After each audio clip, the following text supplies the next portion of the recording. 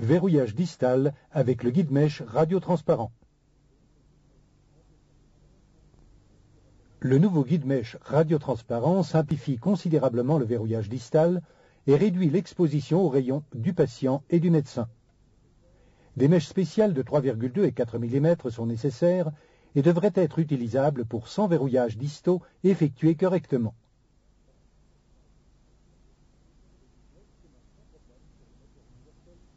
Le guide-mèche se monte sans problème sur le moteur universel AO.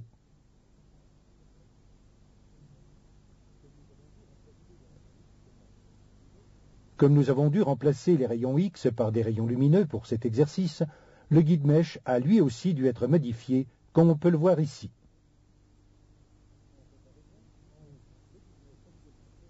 En comparaison, en haut, le guide-mèche actuellement sur le marché, en bas, notre modèle et le petit moteur. Pour le verrouillage distal, nous utilisons cet amplificateur de brillance à rayons lumineux. La lumière simule la source des rayons, la caméra vidéo le récepteur, et les deux sont reliés entre eux par l'arc en C. Le moniteur vidéo est enclenché et déclenché au pied.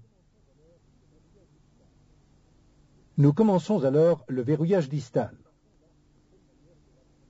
En premier lieu, nous plaçons l'arc de telle manière que l'axe du faisceau lumineux corresponde à l'axe du trou de verrouillage. Le trou de verrouillage doit être parfaitement rond. Après préparation de l'os, nous centrons la pointe de la mèche sur le trou rond distal du clou. Alors que nous appuyons le moteur contre l'os pour éviter de glisser, nous bougeons le moteur et la machine dans l'axe du faisceau lumineux ou dans l'axe du faisceau de rayon X.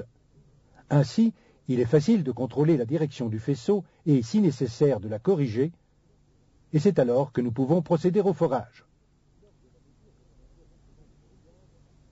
Lors de la mesure de la longueur des boulons de verrouillage, nous ajoutons 2 mm pour assurer une bonne fixation dans la corticale opposée.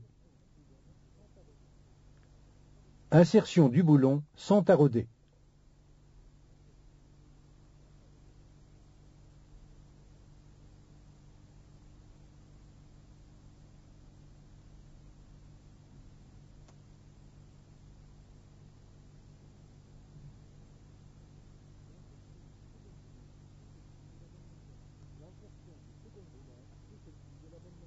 L'insertion du second boulon s'effectue de la même manière.